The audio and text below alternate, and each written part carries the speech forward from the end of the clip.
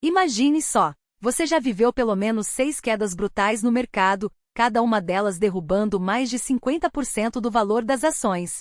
Eu estava lá em 1940, no olho do furacão da Segunda Guerra Mundial, quando comprei meus primeiros papéis. Vi bolhas estourando, fortunas evaporando da noite para o dia e investidores que se achavam invencíveis sendo varridos do jogo. Mas aprendi algo que a maioria nunca entende: os colapsos não acontecem por acaso. Eles dão sinais claros, repetem padrões históricos e se você souber enxergar, nunca mais será pego de surpresa. Vou contar uma história que mudou minha forma de enxergar o mercado para sempre. Em 1969, tomei uma decisão que todos acharam loucura. Fechei meu fundo, devolvi o dinheiro dos investidores e saí de cena. Na época, o mercado vivia uma euforia sem limites, todos ganhavam dinheiro fácil, e meus sócios ficaram furiosos. Por que sair agora, justo quando tudo está subindo? Perguntavam. Mas eu via algo que eles não enxergavam.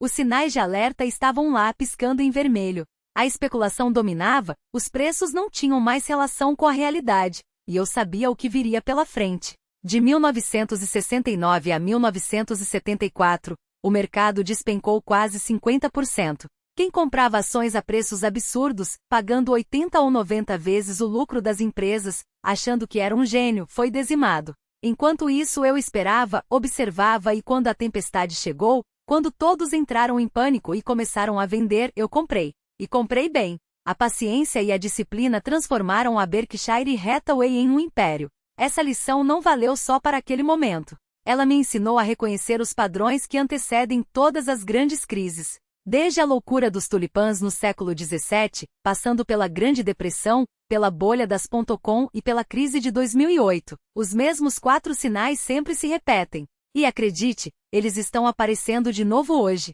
Mas antes de detalhar, deixe-me deixar algo claro: não sou um adivinho. Não perco tempo tentando prever o dia exato da próxima queda. Isso seria tolice. O que faço é identificar quando as condições se tornam favoráveis a um colapso, quando a probabilidade de uma correção severa aumenta e quando é hora de pisar no freio. Não estou dizendo que o mercado vai desabar na próxima semana.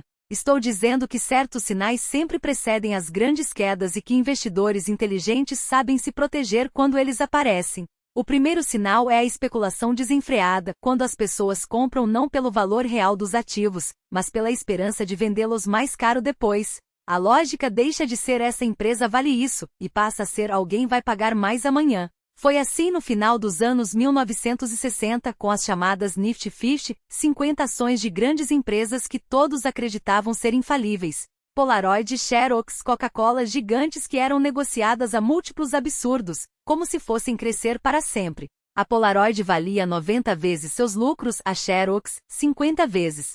Não eram empresas especulativas, eram negócios sólidos, mas com preços que só faziam sentido se elas mantivessem um crescimento impossível. E o pior, quanto mais os preços subiam, mais as pessoas acreditavam que nunca cairiam. Dessa vez é diferente, diziam. Os parâmetros antigos não valem mais. Esse mesmo padrão já destruiu fortunas antes. Na Holanda do século XVII, um único bulbo de tulipa chegou a custar o equivalente a uma casa. Não porque os tulipãs tivessem se tornado mais úteis ou bonitos, mas porque todos acreditavam que poderiam revendê-los por um valor ainda maior. Até que de repente não havia mais compradores. E o castelo de cartas desabou. A mesma coisa aconteceu com as ações de tecnologia nos anos 1990. Empresas sem lucro, sem modelo de negócio, eram negociadas como se fossem o futuro. E quando a música parou, quem ficou com as ações nas mãos viu seu dinheiro virar pó.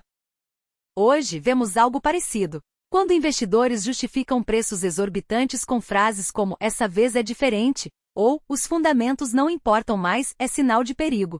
E o perigo fica ainda maior quando a especulação deixa de ser coisa de profissionais e contagia o público em geral. Quando seu barbeiro, seu vizinho e até seu taxista começam a dar dicas de ações, quando todos na roda de amigos só falam de investimentos, quando as pessoas largam seus empregos para viver de day trade, é hora de ficar alerta. Lembra da história de Joseph Kennedy, pai do presidente John F. Kennedy? Dizem que nos anos 1920, ele decidiu vender todas as suas ações quando o engraxate começou a lhe dar dicas de investimentos. Ele entendeu que quando até quem não entende nada de mercado está especulando, o fim está próximo.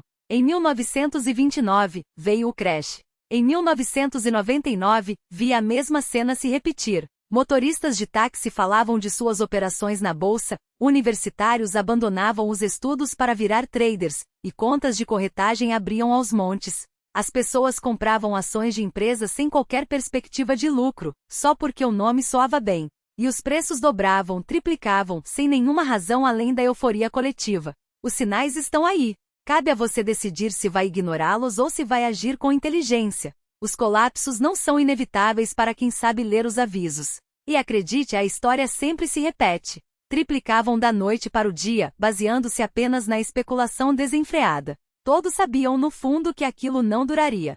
E quando eu alertava sobre os riscos daquela euforia tecnológica, as pessoas me olhavam como se eu fosse um dinossauro, um velho que não entendia a nova economia, que não compreendia como a internet havia mudado tudo. Insistiam que os parâmetros antigos não valiam mais, que os lucros viriam depois, que o crescimento justificava qualquer preço.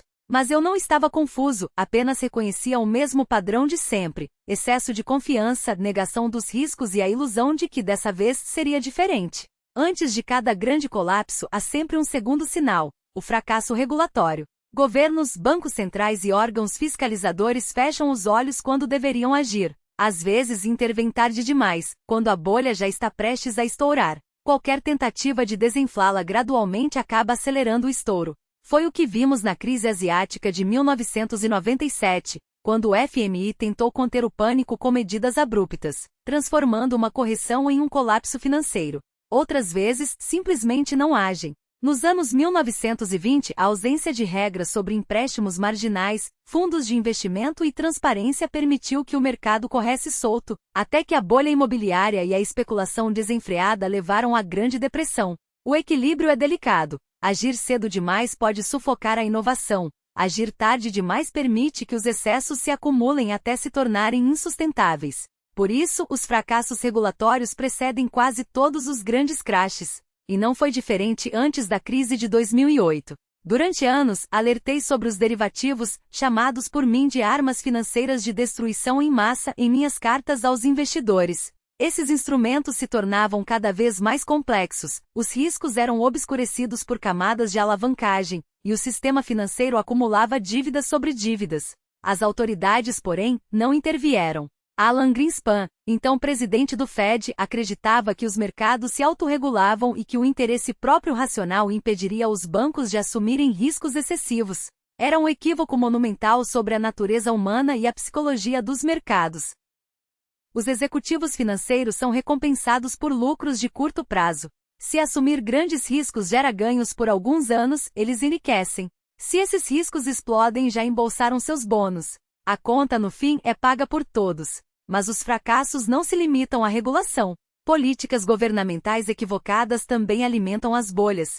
Nos anos que antecederam 2008, empresas patrocinadas pelo governo, como Fannie Mae e Freddie Mac, ofereciam garantias implícitas para hipotecas, incentivando credores a conceder empréstimos cada vez mais arriscados. Emprestavam para quem não tinha renda, patrimônio ou histórico de crédito, e todos fingiam que aquilo era sustentável. Até que a música parou. Taxas de juros mantidas artificialmente baixas por tempo demais. Padrões de crédito relaxados e alavancagem excessiva criaram uma bolha imobiliária de proporções históricas. Quando os reguladores finalmente acordaram, já era tarde. E hoje, quando vejo o Fed mantendo juros próximos de zero por anos, inundando o sistema de liquidez, não posso deixar de me perguntar: que bolhas estão se formando agora? Quando vejo políticos pressionando órgãos reguladores para não atrapalharem determinados setores, seja por medo de desacelerar a economia ou por interesses eleitorais, me pergunto: que riscos estamos acumulando sem perceber? O terceiro padrão que antecede os grandes colapsos é a inovação mal compreendida.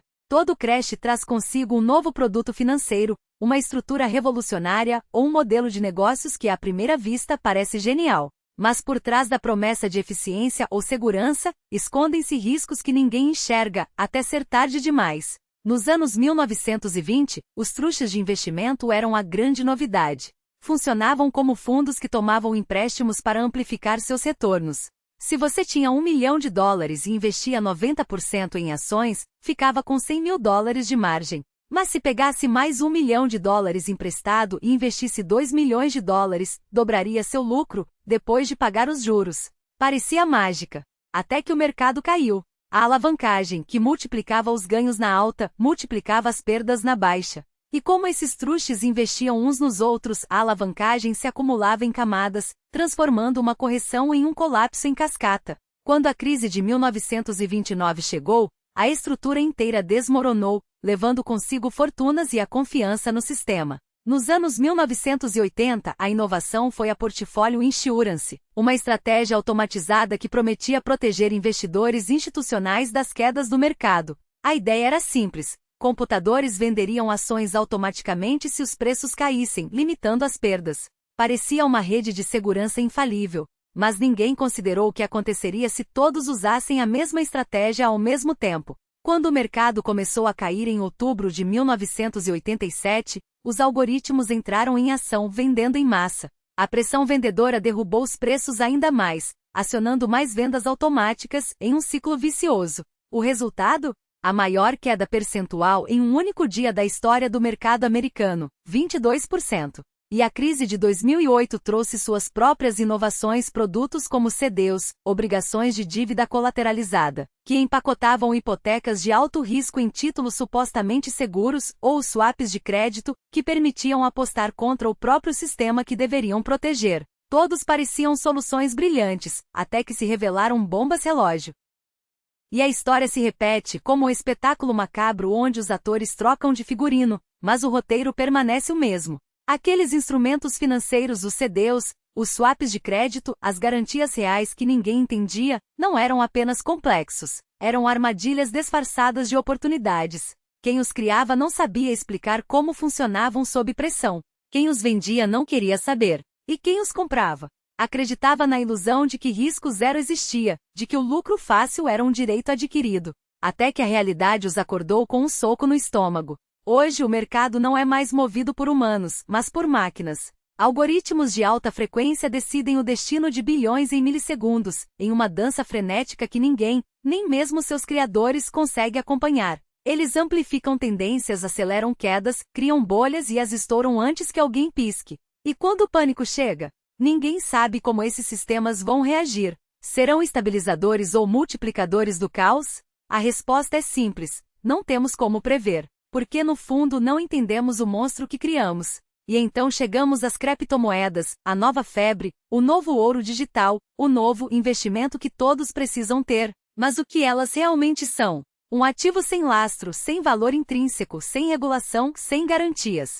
Um código em um servidor, tão volátil quanto a confiança de quem o compra. Já vi esse filme antes. Tulipas, ações da SalficeCompany.com, imóveis em 2007. Sempre a mesma promessa, dessa vez é diferente.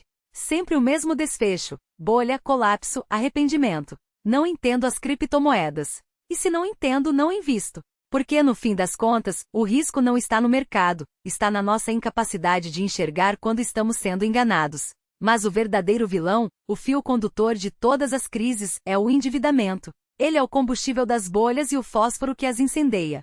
Quando tudo vai bem, o crédito parece dinheiro grátis. Você pega emprestado a 5% para ganhar 10% e o mundo é seu. Até que os juros sobem, os ativos desvalorizam, os credores batem a porta e, de repente, o que era alavancagem vira uma corda no pescoço. Foi assim em 1929, quando investidores compravam ações com 90% de margem, acreditando que os preços subiriam para sempre. Foi assim em 2008, quando famílias assinavam hipotecas que não podiam pagar, porque os bancos lhes diziam que os imóveis nunca caem. E é assim hoje, quando governos, empresas e consumidores carregam dívidas recordes, como se o futuro fosse um poço sem fundo de dinheiro barato. Os Estados Unidos devem mais de 34 trilhões de dólares, 3 vezes o seu PIB. Os consumidores, afogados em cartões de crédito e financiamentos, mal conseguem pagar os juros. As empresas, acostumadas a tomar empréstimos a 2%, agora se debatem com taxas de 5% ou mais. E o governo? Gasta mais em juros da dívida do que em defesa, educação ou saúde. É uma bomba relógio com cronômetro em contagem regressiva. Porque quando os juros sobem, o custo do endividamento explode. Quando os ativos desvalorizam, os colaterais desaparecem. E quando a confiança se esvai, o sistema inteiro entra em colapso, como um castelo de cartas atingido por um vendaval. O pior é que esses 4 fatores, complexidade financeira, Trading algorítmico, especulação desenfreada e endividamento excessivo não agem isoladamente. Eles se alimentam, se reforçam, criam um ecossistema perfeito para o desastre. Quando todos estão alavancados, um pequeno solavanco vira um terremoto. Quando os algoritmos detectam uma queda, vendem em massa, acelerando a espiral. Quando a confiança some, até os ativos mais sólidos viram lixo. E quando o pânico se instala, não há governo, banco central ou salvador que consiga conter a avalanche. A pergunta não é se isso vai acontecer de novo. A pergunta é quando. E a resposta, infelizmente, está nos números que ignoramos, nas bolhas que inflamos e nas lições que teimamos em não aprender, porque a história não se repete, ela rima. E o próximo verso dessa rima pode ser o mais doloroso de todos, em meio ao caos. E é exatamente isso que estamos vendo hoje, os mesmos padrões se repetindo, mas com uma intensidade e uma velocidade que deveriam acender todos os alertas. A especulação nunca foi tão descarada, a supervisão nunca foi tão frouxa, as inovações nunca foram tão complexas, e o endividamento nunca foi tão insustentável. Olhe para os mercados hoje. As ações de tecnologia, especialmente aquelas ligadas à inteligência artificial, são negociadas a múltiplos que pressupõem décadas de crescimento perfeito, sem erros, sem concorrência, sem imprevistos. Empresas sem lucro, às vezes sem receita, valem bilhões porque alguém decidiu que a narrativa é mais importante do que os fundamentos. E não são apenas os investidores de varejo que caem nessa armadilha. Os fundos de venture capital despejam dinheiro em startups com avaliações infladas, acreditando que a próxima rodada de financiamento sempre virá, até que não venha.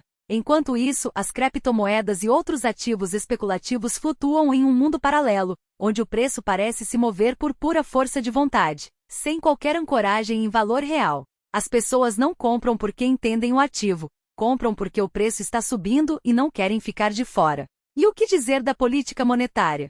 Depois de anos de juros próximos de zero, os bancos centrais incentivaram todo tipo de comportamento de risco. Investidores foram empurrados para ativos cada vez mais arriscados em busca de retorno e empresas zumbis, aquelas que não geram lucro suficiente nem para pagar seus juros, sobreviveram artificialmente. Agora, com os juros subindo rapidamente, descobriremos quantos desses problemas estavam apenas mascarados. O custo do serviço da dívida explodiu, e o que antes era gerenciável se tornou uma bomba relógio.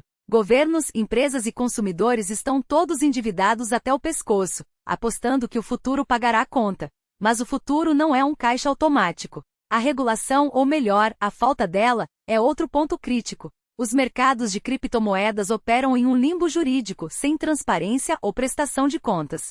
Os mercados privados, onde startups são avaliadas em bilhões antes mesmo de provarem seu modelo de negócio, têm menos fiscalização do que as bolsas tradicionais. E as SPACs, que prometiam democratizar o acesso ao capital, acabaram se tornando veículos para empresas questionáveis entrarem no mercado com menos escrutínio do que uma oferta pública tradicional. Quando as regras são frouxas, o abuso é inevitável. E então temos a inteligência artificial, a grande promessa e o grande risco. Sistemas algorítmicos movem trilhões de dólares com base em correlações estatísticas, sem entender verdadeiramente as causas por trás dos movimentos. O que acontece quando múltiplos algoritmos decidem vender ao mesmo tempo? O que acontece quando esses sistemas se deparam com uma situação para a qual não foram treinados? Ninguém sabe. E é justamente essa incerteza que torna o cenário ainda mais perigoso. O endividamento, por sua vez, é o fio condutor de tudo isso. Dívida pública, dívida corporativa, dívida das famílias, todos os níveis da economia estão sobrecarregados. Estamos tomando empréstimos para financiar o crescimento futuro, para manter o consumo presente, para sustentar bolhas que um dia estourarão. Quando os juros sobem, o custo desse endividamento se torna insuportável. E aí, a pergunta não é se haverá problemas, mas quão graves eles serão. Agora, você pode estar pensando, tudo bem, você pintou um quadro sombrio, mostrou sinais. Mas o que devo fazer? A resposta não é vender tudo e se esconder em dinheiro vivo. Também não é tentar adivinhar o momento exato do colapso, porque acredite, ninguém consegue. O mercado pode permanecer irracional por mais tempo do que você consegue ficar solvente. E mesmo que as condições estejam maduras para uma crise, isso não significa que ela acontecerá amanhã, no próximo mês ou no próximo ano. O que faço então? Foco no valor. Sempre me pergunto, quanto essa empresa realmente vale com base em seus fluxos de caixa, sua posição competitiva e a qualidade de sua gestão? Quando encontro ativos negociados muito abaixo do seu valor intrínseco, compro. Quando não encontro nada com desconto significativo, fico com caixa, e hoje tenho mais de 125 bilhões de dólares em liquidez, pronto para agir quando as oportunidades surgirem. Sei que muitos criticam essa abordagem, dizendo que estou perdendo os ganhos do mercado, que deveria investir esse dinheiro. Mas prefiro esperar pelas barganhas reais do que pagar caro por ativos só porque algo precisa ser feito. Também me concentro em empresas de qualidade. Em tempos difíceis, quando a economia desacelera e os mercados de crédito congelam, as empresas que sobrevivem e prosperam são aquelas com balanços sólidos, fluxos de caixa consistentes e vantagens competitivas duradouras. Não invisto em negócios alavancados demais, por mais atraente que seja a história. Quando as coisas dão errado, são as empresas endividadas que quebram primeiro. Quero negócios que não apenas sobrevivam às crises, mas que saiam delas mais fortes, prontos para dominar o mercado. Porque, no fim das contas, o que importa não é prever o próximo colapso. É estar preparado para ele. E a melhor preparação não é pânico, não é especulação, não é apostar em modismos.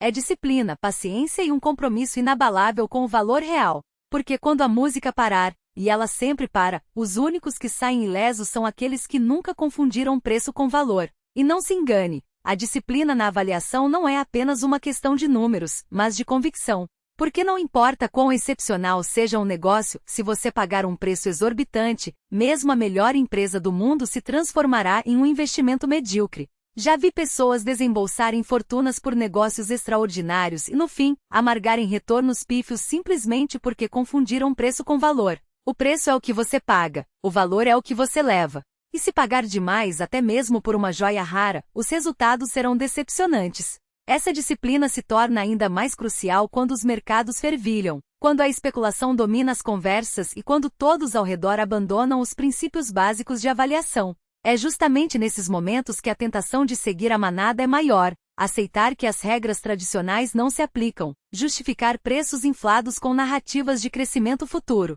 Mas é exatamente aí que a disciplina se prova mais valiosa. Não me preocupo com o que minhas ações farão na próxima semana, no próximo mês ou até mesmo no próximo ano. O que importa é onde essas empresas estarão daqui a uma década, 2 décadas. Se comprei um negócio excepcional a um preço justo e o mercado desaba, a empresa continua sendo excepcional. Continua gerando fluxos de caixa consistentes.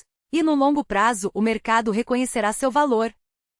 Essa perspectiva é o que me permite dormir tranquilo, mesmo quando os sinais de turbulência são evidentes. Porque, no fim das contas, as oscilações de curto prazo não importam. O que realmente conta é a capacidade de geração de lucros das empresas que possuo ao longo do tempo. Deixe-me dar um exemplo prático.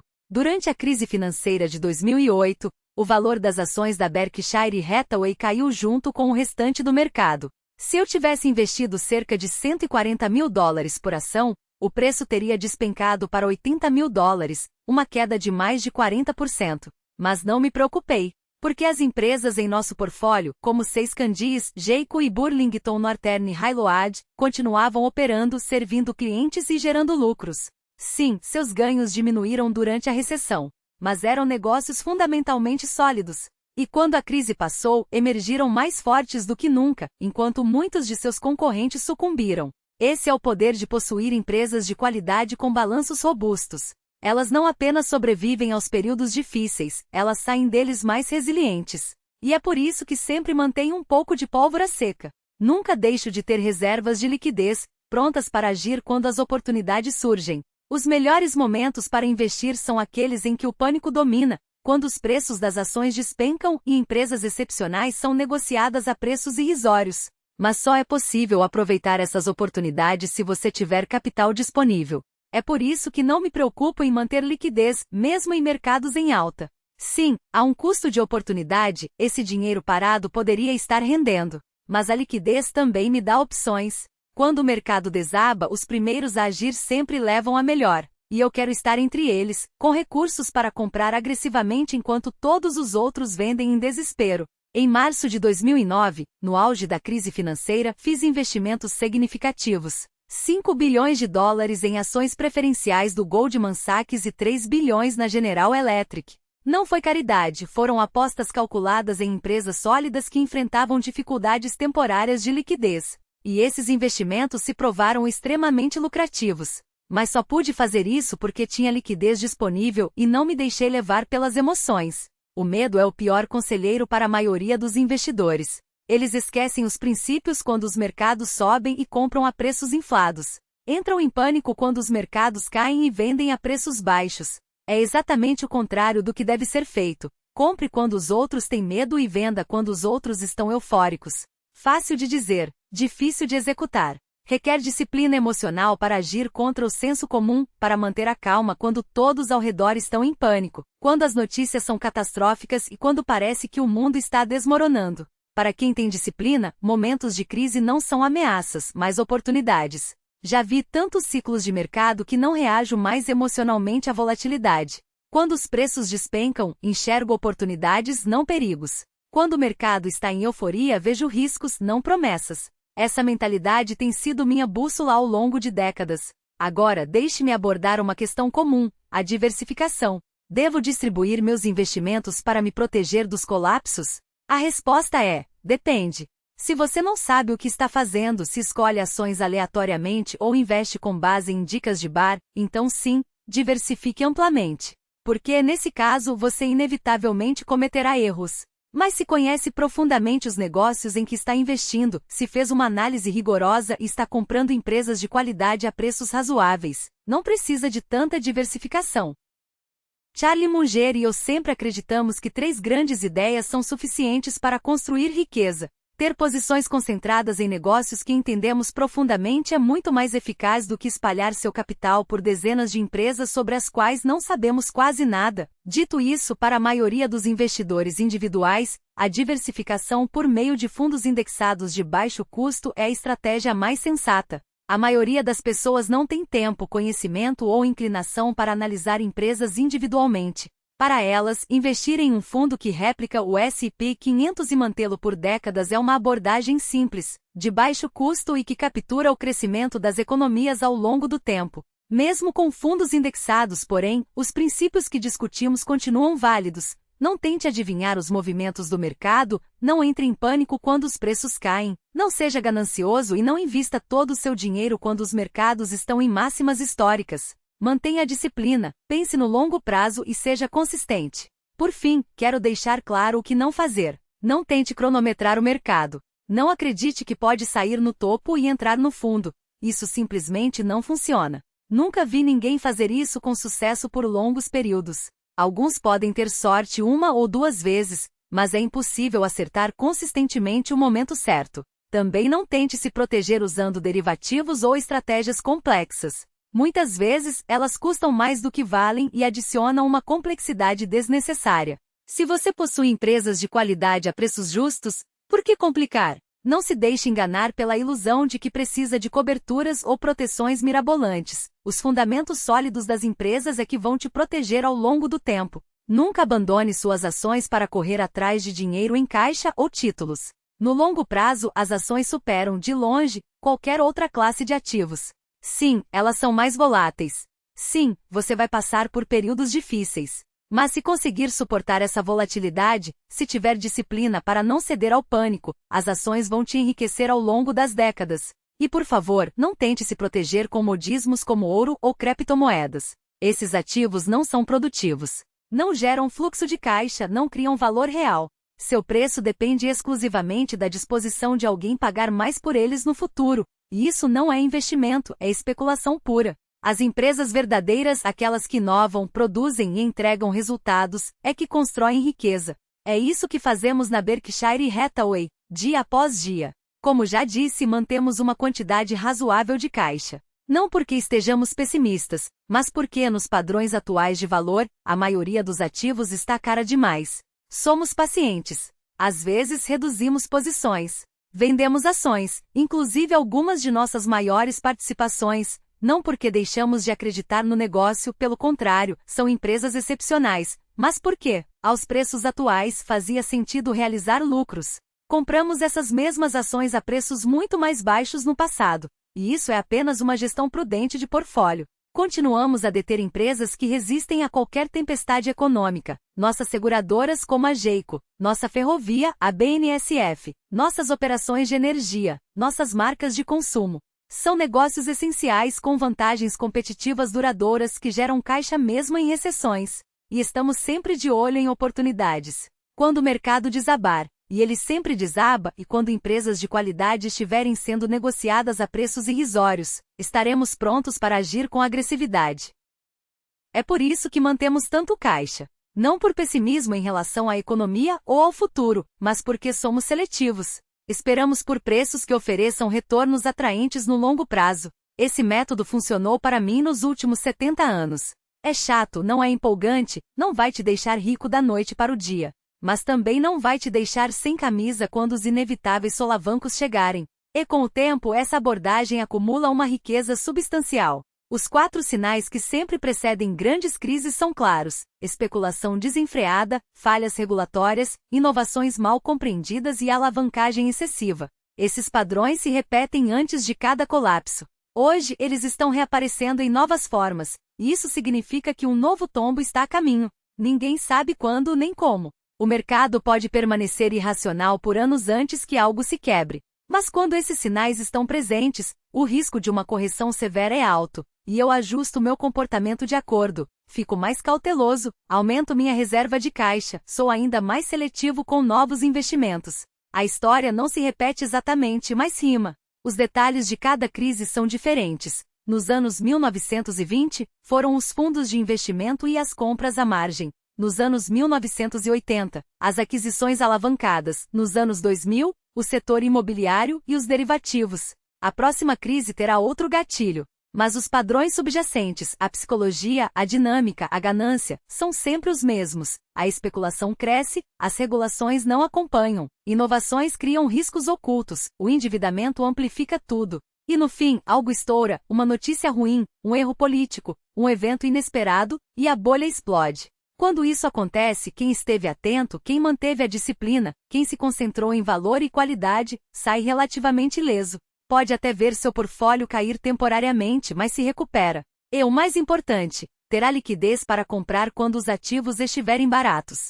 Já aqueles que ignoraram esses princípios durante os tempos bons, que seguiram a manada, pagaram preços inflados, usaram a alavancagem para amplificar suas apostas ou investiram em coisas que não entendiam só porque todo mundo estava fazendo, são os que perdem tudo. Meu conselho é simples: estude esses padrões, observe os mercados. Quando sinais de alerta surgirem, ajuste sua estratégia. Fique mais cauteloso, aumente sua reserva de caixa, priorize qualidade e mantenha o foco na avaliação. Pense no longo prazo. Não tente adivinhar o timing do mercado, mas reconheça quando as condições se tornam perigosas e haja de acordo. E acima de tudo, nunca esqueça: o objetivo de investir não é evitar crises. As crises são inevitáveis. Fazem parte do jogo. O objetivo é se posicionar de forma que quando elas chegarem, você não seja destruído. É estar preparado para manter a calma quando todos estiverem em pânico e ter recursos para agir quando as oportunidades surgirem. Foi isso que fiz nos últimos 70 anos, e funcionou melhor do que qualquer estratégia mirabolante. E enquanto existirem mercados, continuará funcionando.